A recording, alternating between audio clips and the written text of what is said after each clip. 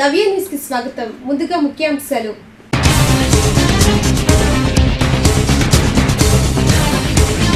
జిల్లాలో పాల సేకరణపై శిక్షణ తరగతులు. హాజరైన కలెక్టర్, అధికారులు పాల సేకరణ ప్రక్రియపై దృష్టి సారించాలని సూచన.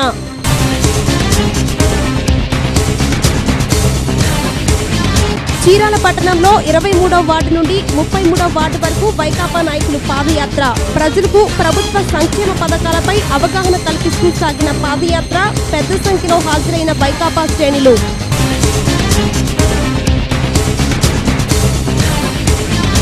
దుబ్బాక ఉప ఎన్నికల ఉత్కంఠ పోరులో బీజేపీ గెలుపు. మొదటిసారిగా నియోజకవర్గంలో రెపరెపలాడిన కాషాయం జెండా. సంబరాలలో బీజేపీ శ్రేణులు. రాష్ట్ర ప్రభుత్వం అమూల్ పాల సంస్థతో ఏర్పరచుకున్న ఒప్పందం నేపథ్యంలో జిల్లాలో పాల సేకరణ ప్రక్రియ వేగవంతంగా చేపట్టాలని జిల్లా కలెక్టర్ పోలా భాస్కర్ అధికారులను ఆదేశించారు. రాష్ట్ర ప్రభుత్వం అమూల్ పాల సంస్థతో ఏర్పరచుకున్న ఒప్పందం నేపథ్యంలో జిల్లాలో పాల సేకరణ ప్రక్రియ వేగవంతంగా చేపట్టాలని జిల్లా కలెక్టర్ పోలా భాస్కర్ అధికారులను ఆదేశించారు. మంగళవారం కలెక్టర్ పోలా భాస్కర్ పాల సేకరణపై వివిధ శాఖల మండల స్థాయి అధికారులతో సమావేశమయ్యారు. ఈ నెల 25 నుంచి రాష్ట్ర ప్రభుత్వం లాంఛనంగా పాల సేకరణ ప్రక్రియ ప్రారంభిస్తున్న క్రమంలో అధికారులు గ్రామాల్లో పాల సేకరణకు సంబంధించి రైతులను గుర్తించాలని సూచించారు. జిల్లాలోని అన్ని కేంద్రాల ద్వారా పాల సేకరణపై ప్రత్యేకంగా దృష్టి సారించారు.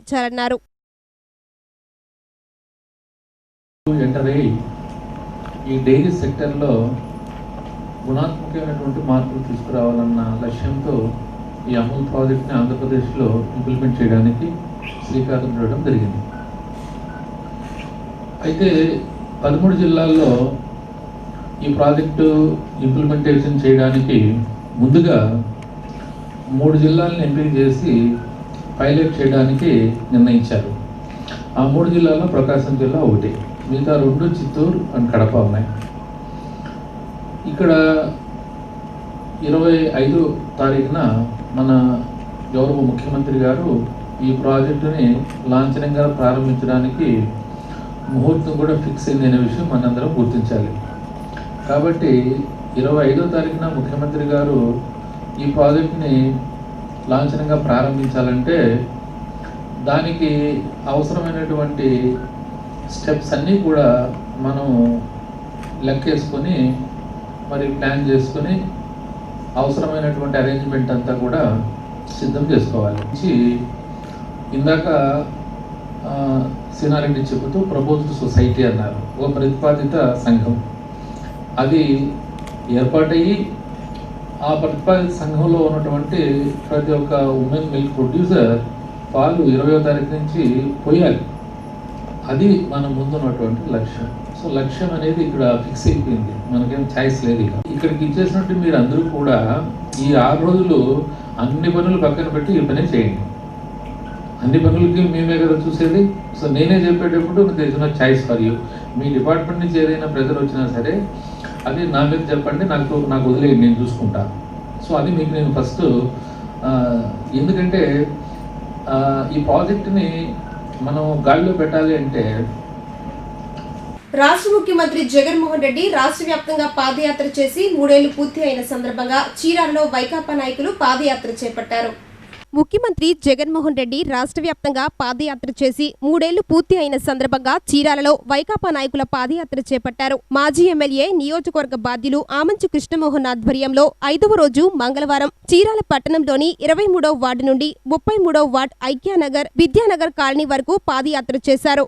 పాదయాత్రలో ప్రజలకు ప్రభుత్వ సంక్షేమ పథకాలపై వైకాపా నాయకులు అవగాహన కల్పించారు. ఆయా వార్డులలో చేపట్టిన పాదయాత్రలో వైకాపా నాయకులు, కార్యకర్తలు, ఆమంచి అభిమానులు పెద్ద సంఖ్యలో ర్యాలీకి తరలివచ్చారు. ప్రతి వార్డులో సీఎం జగన్ చిత్రపటాలకు పాలాభిషేకం చేశారు. మొదటిగా పట్టణంలోని 23వ వార్డు నుండి 24, 25, 26 వార్డుల మీదుగా 33వ వార్డు వరకు భారీ ర్యాలీ నిర్వహించారు. ప్రభుత్వం ప్రజలకు అందించే సంక్షేమ పథకాలను ప్రజలకు వివరిస్తూ కరపత్రాలను పంపిణీ చేశారు. ఈ సందర్భంగా పలువురు వైకాపా నాయకులు మాట్లాడుతూ రాష్ట్ర ముఖ్యమంత్రి వైఎస్ జగన్మోహన్ రెడ్డి ప్రజలకు పాదయాత్రలో ఇచ్చిన హామీలనే కాకుండా అనేక సంక్షేమ పథకాలను పేద ప్రజల కోసం ప్రవేశపెట్టారన్నారు. ముఖ్యంగా పరిపాలనలో పారదర్శకత కోసం గ్రామ సచివాలయ వ్యవస్థలను ప్రజలకు చేరువ చేయడం పాలన పట్ల సీఎం జగన్ కి ఉన్న చిత్తశుద్ధిని తెలియజేస్తుందన్నారు. చీరాల వైకాపా ఇన్ఛార్జ్ చామంచి కృష్ణమోహన్ నాయకత్వంలో చీరాల నియోజకవర్గ ప్రజలకు అనేక ప్రభుత్వ సంక్షేమ పథకాలను చేరువ చేస్తున్నామన్నారు. చీరాల నియోజకవర్గ అభివృద్ధి ఆమంచి కృష్ణమోహన్ కే సాధ్యమన్నారు. పాదయాత్రలో Chirala market yard chairman Marpu Gregory,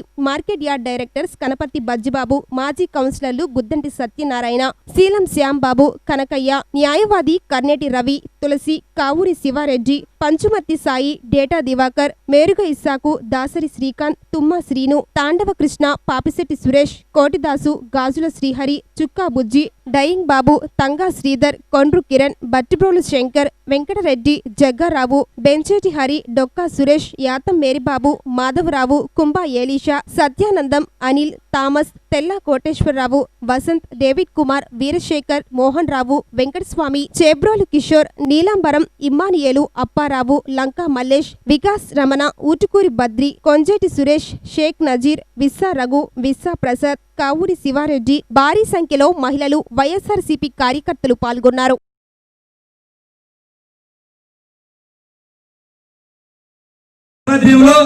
వారి సూచనలు, వారి సలహాలు మేరకు ఈనాడు మేము 5 రోజుల నుంచి ప్రతి గ్రామం కూడా తిరిగి పాదయాత్ర చేస్తూ ఉన్నాం.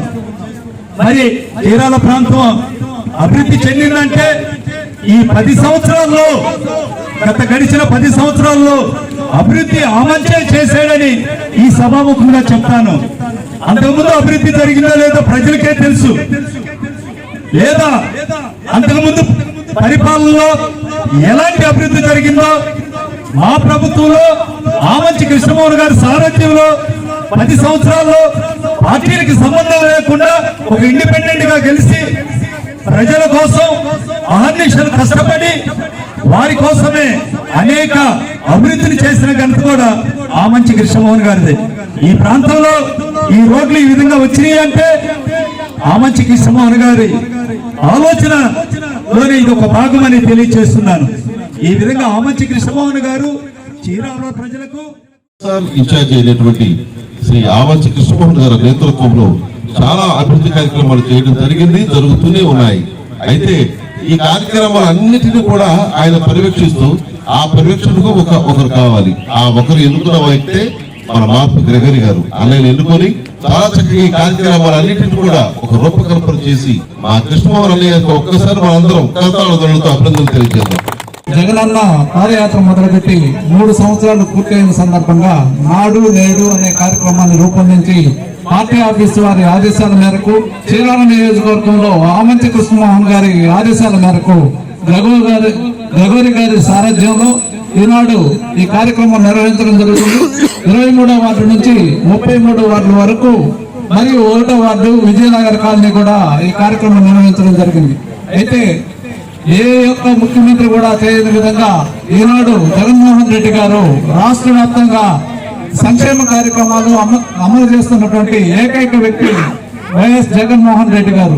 భారతదేశంలోనే ఏ చీఫ్ మినిస్టర్ కూడా చేయనటువంటి కార్యక్రమాలు పేద బడుగు బలహీన వర్గాల వాళ్ళకి సంక్షేమానికి పెద్దపీట వేసి ప్రతి ఒక్కరికి కూడా లబ్ధి చేకూరే విధంగా విద్యా వైద్యాన్ని ముందు తీసుకొచ్చి ఈనాడు రాష్ట్రంలో పేదవాళ్ళకి అండగా ఉన్నటువంటి ముఖ్యమంత్రి జగన్మోహన్ రెడ్డి గారు. పేద ప్రజలందరికీ కూడా అండగా ఉన్నటువంటి ఏకైక వ్యక్తి జగన్మోహన్ రెడ్డి గారు. అదేవిధంగా చీరాల నియోజకవర్గాన్ని అభివృద్ధి చేయంగా ఎంతో కష్టపడి ఈ నియోజకవర్గంలో ఉన్నటువంటి అనేకమైనటువంటి రోడ్లు విస్తరణ చేయడం కానివ్వండి, అదేవిధంగా మార్కెట్ నిర్మాణం చేయడం కానివ్వండి, అంబేద్కర్ భవన్ నిర్మాణం చేయడం కానివ్వండి, ముస్లిం షాదీఖానా కానివ్వండి, అదేవిధంగా ఫ్రూట్ మర్చెంట్స్ కి బ్యారికేడ్స్ ఏర్పాటు చేసి ట్రాఫిక్ అంతరాయం లేకుండా ఫ్రూట్ జోన్స్ ఏర్పాటు చేయడం కానివ్వండి, చీరాల కూరగాయల మార్కెట్ ని ఏర్పాటు చేయడం కానివ్వండి, ఇవన్నీ కూడా ముఖ్యమైన పనులన్నీ కూడా ఆమంచి కృష్ణమోహన్ గారి సారథ్యంలోనే జరిగినాయి. ఆమంచి అంటేనే అభివృద్ధికి మారుపేరు కాబట్టి రాష్ట్ర చరిత్రని మలుపు తిప్పిన మహానాయకుడు జగన్మోహన్ రెడ్డి గారి పాదయాత్ర ప్రారంభమయ్యి 3 సంవత్సరాలైన సందర్భంగా మరి 10 రోజులు సుదీర్ఘంగా పార్టీ కార్యక్రమాలని మనకి ఇవ్వటం జరిగింది. ప్రతి కార్యకర్త కూడా జగన్మోహన్ రెడ్డి గారి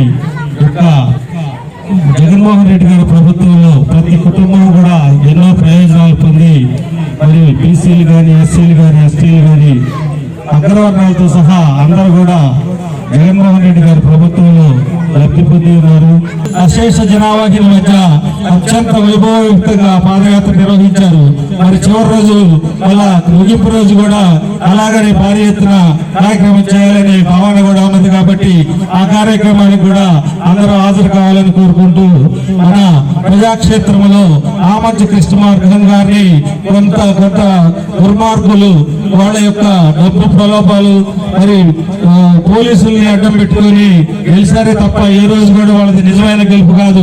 ఈ రోజు టీడీపీ వాళ్ళు ఇక్కడ టౌన్ లో వారు మరి వాళ్ళు కట్టడం చేస్తా ఉంటే వైసీపీలో నిజంగా ముందున్న వాళ్ళు కూడా కొంత విచారణకి, ఆవేదనకి గురవుతున్నారు. కొద్ది రోజుల్లోనే ఇవన్నీ సమస్యపోయి మళ్ళా కృష్ణమోహన్ గారి నాయకత్వం చిరాలకు ఏర్పడి ఈ ఊరికి శాశ్వత నాయకుడిగా కృష్ణమోహన్ గారు ఉంటారని తెలియజేసుకుంటూ సెలవు తీసుకుంటూ ఉన్నారు.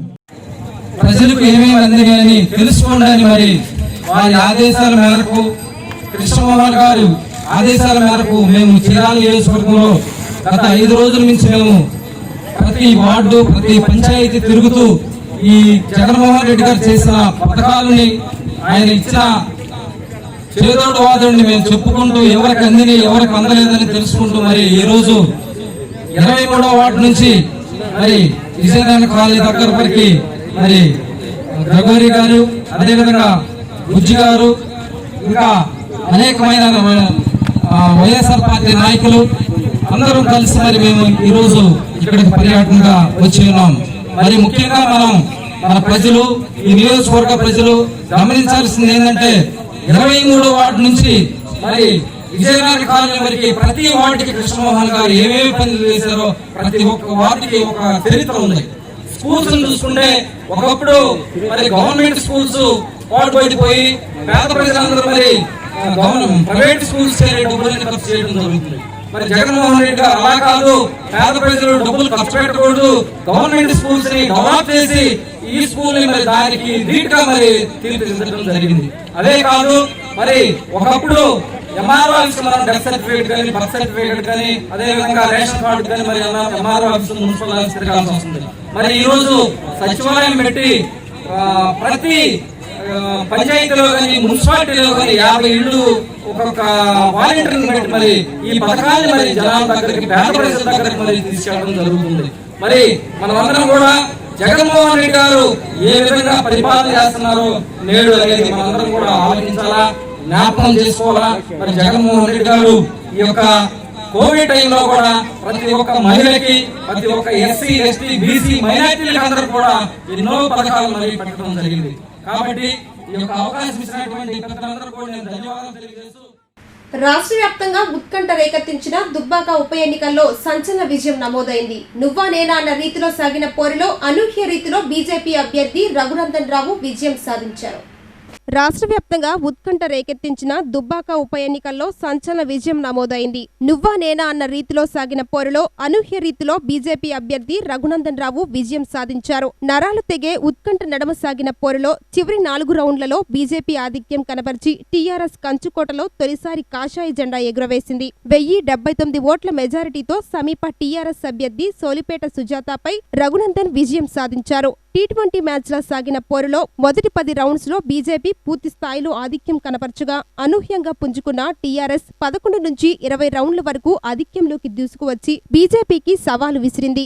అయితే వరుసగా 20, 21, 22, 23 రౌండ్స్ లో బీజేపీ ఆధిక్యంలోకి వచ్చి సంచలన విజయాన్ని నమోదు చేసింది. 20 రౌండ్లు ముగిసేసరికి బీజేపీకి 241 ఓట్ల ఆధిక్యం, 21వ రౌండ్ లో 428 ఓట్లు, 22వ రౌండ్ లో 438 ఓట్ల ఆధిక్యంతో పాటు 23వ రౌండ్లోనూ బీజేపీ ఆధిక్యం లభించడంతో 1079 ఓట్ల మెజారిటీతో రఘునందన్ విజయం సాధించారు. దుబ్బాకలో మొత్తం 162,516 ఓట్లు పోలవగా బీజేపీ అభ్యర్థి రఘునందన్ కు 62,773 ఓట్లు వచ్చాయి. టీఆర్ఎస్ అభ్యర్థి సుజాత 61,302 ఓట్లు తెచ్చుకుని గట్టి పోటీ ఇచ్చి 2వ స్థానంలో నిలిచారు. ఇక కాంగ్రెస్ పార్టీ అభ్యర్థి చెరుకు శ్రీనివాసరెడ్డి కేవలం 21,819 ఓట్లకే పరిమితమయ్యారు. దుబ్బాక విజయంతో రాష్ట్ర వ్యాప్తంగా బీజేపీ శ్రేణులు సంబరాలు చేసుకుంటున్నారు.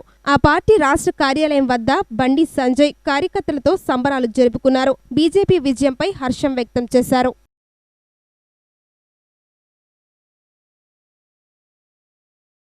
ఆసుపత్రిలో 1000 రూపాయల బిల్లు దాటితే వైఎస్ఆర్ ఆరోగ్యశ్రీ కింద ఉచిత వైద్య చికిత్స అందించే కార్యక్రమాన్ని మంగళవారం సీఎం జగన్మోహన్ రెడ్డి ప్రారంభించారు.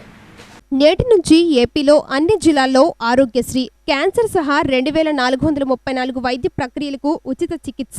రాష్ట్రంలో ఆరోగ్యశ్రీ విస్తరణ ఇప్పటి వరకు 7 జిల్లాల్లో సేవలు అందిస్తుంది. నేటి నుంచి మిగిలిన 6 జిల్లాల్లోనూ ఆరోగ్యశ్రీ సేవలు అందుబాటులో ఉంటాయి. చికిత్స జాబితాలో మరో 234 వ్యాధులకు స్థానం.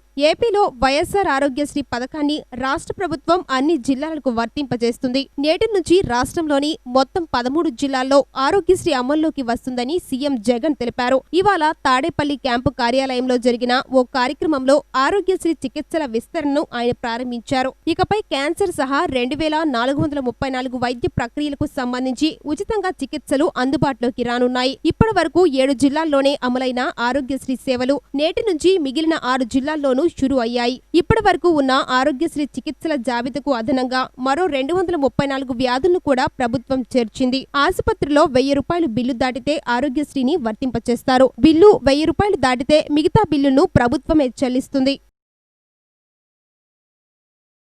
దేశాయపేట పంచాయతీ శివార్లో మంగళవారం విద్యుత్ శాఖ ఏడీ శ్రీనివాసులు అధ్యక్షతన వైఎస్ఆర్ ఉచిత విద్యుత్ పథకంపై రైతులతో సమావేశం నిర్వహించారు. వేటపాలెం మండలం దేశాయపేట శివార్లో మంగళవారం విద్యుత్ శాఖ ఏడీ శ్రీనివాసులు అధ్యక్షతన వైఎస్ఆర్ ఉచిత విద్యుత్ పథకంపై రైతులతో సమావేశం నిర్వహించారు. ఈ సందర్భంగా ఏడీ శ్రీనివాసులు మాట్లాడుతూ రాష్ట్ర ప్రభుత్వం రైతులకు వైఎస్ఆర్ ఉచిత విద్యుత్ పథకం అమలు చేస్తున్నట్లు తెలిపారు. రైతులు విద్యుత్ మీటర్లు వేయించుకోవాలని, తద్వారా ఈ ప్రాంతంలో విద్యుత్ వినియోగంపై అవగాహన వస్తుందని, లోడు పెంచే విధంగా ట్రాన్స్ఫార్మర్ల ఏర్పాటు చేయడం జరుగుతుందని అన్నారు. రైతులు తప్పనిసరిగా మీటర్లు ఏర్పాటు చేసుకుని సహకరించాలని అన్నారు. కార్యక్రమంలో సబ్ ఇంజనీర్ అరుణ, వ్యవసాయాధికారి కాశీ విశ్వనాథ్, ఇన్ఛార్జ్ కార్యదర్శి సంజీవ్ కుమార్ తదితరులు పాల్గొన్నారు. మీకు కూడా మీ సర్వ హక్కులు మీకు వస్తున్నాయి. ఇక్కడ సర్వీస్ మీద మొత్తం డిపార్ట్మెంట్ని ఏ స్థాయిలో కూడా మీరు మేము కడుతున్నాం కదా, మాకు ఈ పని ఎందుకు చేయరని చెప్పి మీరు అడిగే స్థాయికి కూడా వస్తుంది. కాబట్టి దయచేసి అందరూ కూడా సహకరించండి. ఈ పథకం కూడా మంచి పథకము. ఇది తొందరగా చేసి మన తరపున మనం గవర్నమెంట్కి సబ్మిట్ చేసినా మనకి రావాల్సినవి కూడా మనకి తొందరగా వస్తాయి. అందరూ కూడా త్వరగా ఇస్తారని చెప్పేసి మనస్ఫూర్తిగా కోరుకొని అదే పరిస్థితి అని ఎక్కడైనా ఉంటే మాత్రం మీరు చెప్పండి సార్, మాకు ఇది కావాలి, ఖచ్చితంగా ఈ ప్రోగ్రామ్ సక్సెస్ అవ్వాలి, మాకు తొందరగా రైతుల నుంచి ఇవి కావాలి. వాళ్ళకి ఏంటంటే ప్రోగ్రామ్ గవర్నమెంట్ డేట్ అనేది అనౌన్స్ చేయబోతుంది కాబట్టి మరి తొందరగా ఈ పర్ఫార్మెన్స్ చేసి మనం అకౌంట్ క్రియేట్ చేయించాలి వాళ్ళ చేత ఉంటుంది. ఈ డీబీటీ సిస్టమ్ అన్ని పథకాలకి వర్తించడానికి గవర్నమెంట్ ఒక ప్రయత్నం చేస్తుంది. దీంట్లో ఇప్పుడు మీరు అర్థం చేసుకోవాల్సింది ఏంటంటే డీబీటీలో వస్తే మిగతా సబ్సిడీలు ఏమన్నా పోతాయేమో అనేది ఒక అపోహ ఉంది.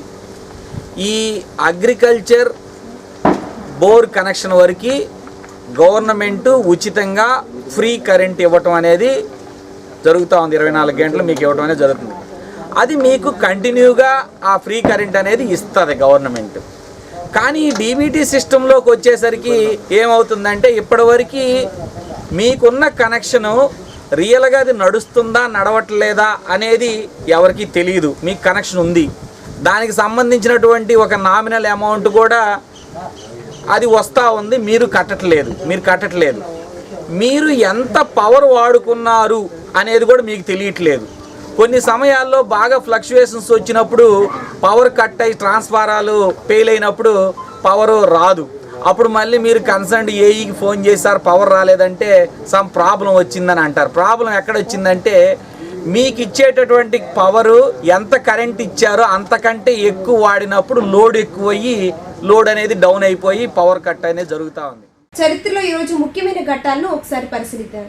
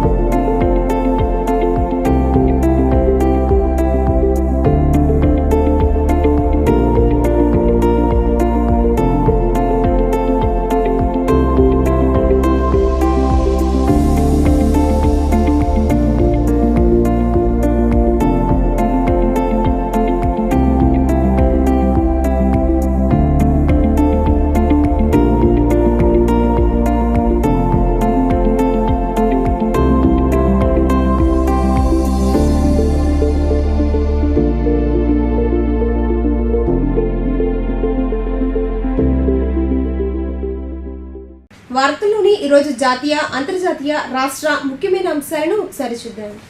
ఆంధ్రప్రదేశ్లో రికార్డు స్థాయిలో కరోనా వైరస్ నిర్ధారణ పరీక్షలు జరుగుతున్నాయి. గడిచిన 24 గంటల్లో 61,050 నమూనాలు పరీక్షించగా 1,392 పాజిటివ్ కేసులు నమోదయ్యాయి. దీంతో మొత్తం కేసుల సంఖ్య 8,44,359కు చేరింది. కొత్తగా 11 మంది కరోనా బాధితులు మృతి చెందడంతో ఆ సంఖ్య 6,802కి చేరింది. ఈ మేరకు రాష్ట్ర వైద్య ఆరోగ్య శాఖ హెల్త్ బులెటిన్ విడుదల చేసింది. ఇక గడిచిన 24 గంటల్లో 1,549 మంది కోవిడ్ ను జయించి డిశ్చార్జ్ అయ్యారు. ఇప్పటి వరకు 87,25,025 మందికి కరోనా నిర్ధారణ పరీక్షలు నిర్వహించారు. రాష్ట్రంలో ప్రస్తుతం 21,235 యాక్టివ్ కేసులు ఉన్నాయి.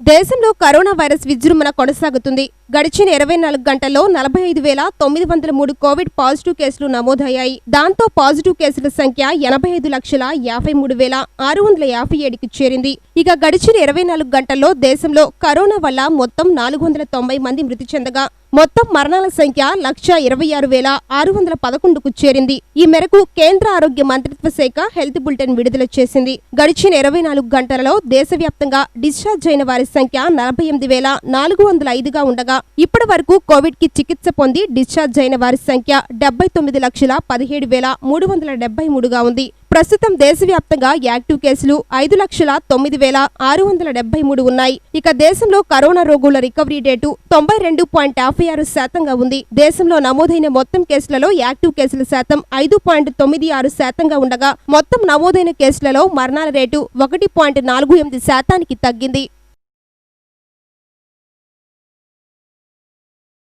వేటపాలెం మండల విద్యావనుల కేంద్రం పరిధిలోని నాడు నేడు కింద ఎంపికైన పాఠశాలలు త్వరితగతిన పనులు పూర్తి చేయాలని ఎంఈఓ ఏకాంబరేశ్వరరావు తెలిపారు. వేటపాలెం మండల విద్యావనుల కేంద్రం పరిధిలోని నాడు నేడు క్రింద ఎంపికైన పాఠశాలలు త్వరితగతిన పనులు పూర్తి చేయాలని ఎంఈఓ ఏకాంబరేశ్వరరావు తెలిపారు. ఈ విద్యా సంవత్సరం 10-9 తరగతులకు రెగ్యులర్ తరగతులు ప్రారంభమైనట్లు, ఈ నెల 23 నుంచి 6, 7, 8 తరగతులకు రెగ్యులర్ తరగతులు ప్రారంభమవుతాయని అన్నారు. ప్రైవేట్ పాఠశాలల నుంచి వచ్చిన విద్యార్థులకు జగనన్న విద్యా కానుక పంపిణీ చేయాల్సి ఉందని, కిట్లు త్వరలోనే వస్తాయని పంపిణీ చేస్తామని అన్నారు. కార్యక్రమంలో సిఆర్పీలు నానిరోజ్, హరినారాయణ తదితరులు పాల్గొన్నారు. నాడు నేడు సంబంధించి వేటపాలెం మండలంలో ఏవైతే పనులు జరుగుతున్నాయో దాని మీద ప్రధాన ఉపాధ్యాయులు ఇప్పటికే బాగా కృషి చేస్తున్నారు.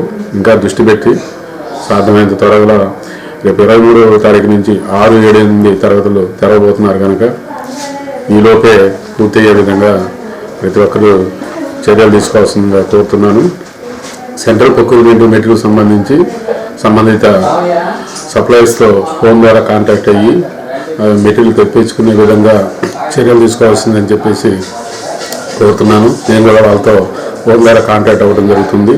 మీరు కూడా కాంటాక్ట్ అయ్యి ఆ మెటీరియల్ తెప్పించుకొని అన్నీ కూడా కంప్లీట్ అయ్యే విధంగా చూడాల్సిందిగా కోరుతున్నాను. ఈలోపు ఏవైతే వర్క్స్ ఆగిపోయి ఉన్నాయో ఆ వర్క్లన్నీ కూడా మీరు పైప్ లైన్స్ కానీ, రోడ్ వేట్ కానీ, పిల్లర్స్ కానీ ఏదైనా సరే ఆ వర్క్లన్నీ కూడా కంప్లీట్ చేసి సిద్ధంగా ఉంచుకోవాల్సిందిగా కోరుతున్నాను. మరి కోవిడ్ సంబంధించి వేటపాలెం మండలంలో అక్కాయపాలెం హై స్కూల్లో మ్యాథ్స్ అసిస్టెంట్ అంజమ్ గారికి పాజిటివ్ వచ్చిందిగా నిన్న తెలిసింది రాత్రి. కనుక మీరు ప్రతి ఒక్కరు కూడా దాని మీద దృష్టి పెట్టి శానిటైజేషన్ చేయటము, హ్యాండ్ వాష్ చేసుకోవటము ఇవన్నీ కూడా జాగ్రత్తగా పిల్లలు మీరు నిర్వహించాలని చెబుతున్నాను. దీని మీద ఎట్టి పరిస్థితుల్లో కూడా అశ్రద్ధ చేయకుండా ప్రేయర్లో చెప్పాల్సిందిగా పిల్లలకి చెబుతున్నాను. అట్లానే డిసెంబర్ 14 నుంచి 1వ క్లాస్ నుంచి 5వ క్లాస్ పిల్లలు పాఠశాలకు వస్తారు కనుక పసిపిల్లలు వాళ్ళు ఇంకా మరి చాలా జాగ్రత్తలు తీసుకోవాల్సి ఉంటుంది.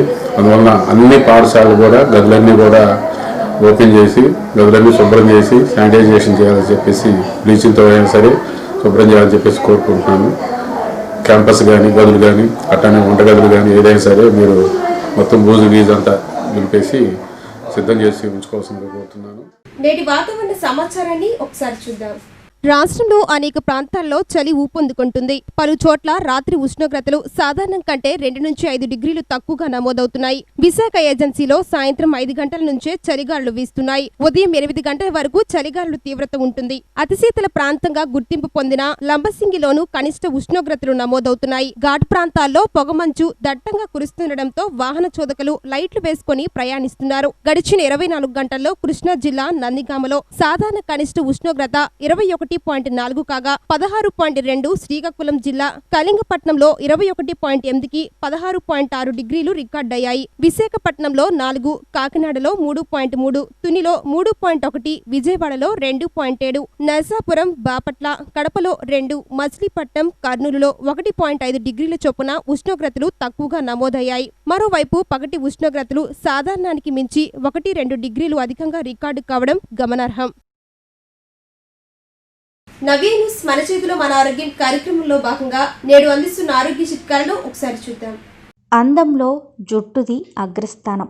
జుట్టుని అందంగా పెట్టుకున్నప్పుడే అలంకరణ పూర్తవుతుంది. కానీ మనకు తెలియకుండానే చేసే కొన్ని పొరపాట్ల వల్ల హెయిర్ ప్రాబ్లమ్స్ని ఎదుర్కొంటాం. జుట్టు రాలడం, చుండ్రు వంటి సమస్యలు చాలామందిని వేధిస్తూ ఉంటాయి. మరి జుట్టు రాలడానికి కారణాలేంటో తెలుసుకొని అందుకు తీసుకోవాల్సిన జాగ్రత్తలు ఏంటో తెలుసుకుందాం. సాధారణంగా కాలుష్య వాతావరణంలో తిరగడం వలన జుట్టుపై దుమ్ము ధూళి చేరి జుట్టు వివిధ రకాల ఇన్ఫెక్షన్లకు గురవుతుంది. ఫలితంగా జుట్టు రాలిపోతుంది. కాబట్టి ఎప్పటికప్పుడు జుట్టుని శుభ్రంగా ఉంచుకోవాలి. కొంతమంది వారంలో ఒకసారి మాత్రమే తలస్నానం చేస్తూ ఉంటారు. ప్రస్తుత వాతావరణంలో పొల్యూషన్ ఎక్కువగా ఉంటుంది కాబట్టి రెగ్యులర్గా తలస్నానం చేయడం మంచిది. మరో ముఖ్య విషయం ఏంటంటే తలస్నానం చేసేటప్పుడు మరీ ఎక్కువ వేడి నీళ్లు ఉపయోగించకూడదు. గోరువెచ్చని నీళ్లు కానీ చల్లటి నీళ్ళని కానీ వాడాలి. జుట్టు తడిగా ఉంటే త్వరగా ఆరాలని చాలామంది డ్రయర్స్ని ఉపయోగిస్తారు. కానీ సాధ్యమైనంత వరకు సహజంగానే జుట్టుని ఆరేలా చేసుకోవాలి. లేదా మెత్తని కాటన్, టర్కీ టవల్ ద్వారా జుట్టుని ఆరబెట్టుకోవాలి. కాసేపు టవల్ తలకు చుట్టి వదిలేయండి. ఇలా చేయడం వల్ల జుట్టులోని తడిని టవల్ పీల్చుకొని జుట్టు పొడిగా అవుతుంది. కొంతమంది జుట్టు షైనింగ్గా ఉండాలని రకరకాల హెయిర్ స్ప్రేలు వాడతారు. దీనివల్ల వెంట్రుకలు సహజత్వాన్ని కోల్పోయి నిర్జీవంగా మారతాయి. అంతేనా, వెంట్రుకలు చిట్లుతాయి కూడా. అందుకే అలాంటి హెయిర్ స్ప్రేలు వాడకపోవడమే మంచిది. ఇక చాలామంది జుట్టు సమస్యలు తగ్గించుకునేందుకు కెమికల్స్తో కూడిన కాస్మెటిక్స్, క్రీమ్స్ వాడతారు. ఇవి తాత్కాలికంగా పనిచేసినా శాశ్వతంగా పరిష్కారం ఉండదు. కాబట్టి అలా కాకుండా సహజ సిద్ధమైన చిట్కాలు పాటించాలి. మనం తీసుకునే ఆహారం కూడా జుట్టు ఎదుగుదలపై ప్రభావాన్ని చూపిస్తుంది. ప్రోటీన్ లేకున్నా జుట్టు సమస్యలు ఎదురవుతాయి. అందుకని తీసుకునే డైట్ సరిగా ఉందో లేదో చూసుకోవాలి. ఆరోగ్యకరమైన ఆహారాన్ని తీసుకోవాలి. ఎక్కువగా ఆకుకూరలు, తాజా కూరగాయలు, పండ్లు తీసుకోవాలి. గుడ్లు, పాలు క్రమం తప్పకుండా మీ డైట్లో చేర్చుకోవడం మర్చిపోకండి. వార్తలు ముగించే ముందుగా ముఖ్యాంశాలు మరోసారి.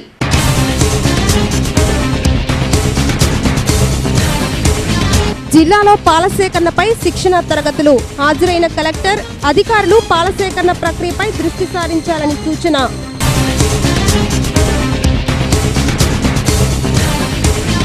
చీరాల పట్టణంలో 23వ వార్డు నుండి 33వ వార్డు వరకు వైకాపా నాయకులు పాదయాత్ర. ప్రజలకు ప్రభుత్వ సంక్షేమ పథకాలపై అవగాహన కల్పిస్తూ సాగిన పాదయాత్ర. పెద్ద సంఖ్యలో హాజరైన వైకాపా శ్రేణులు.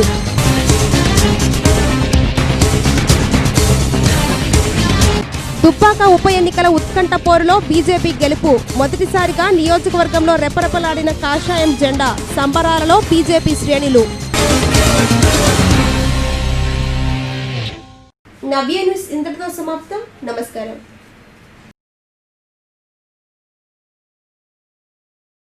నవ్య న్యూస్ సమర్పించిన వారు crystal Honda, Salman centre, Chirala.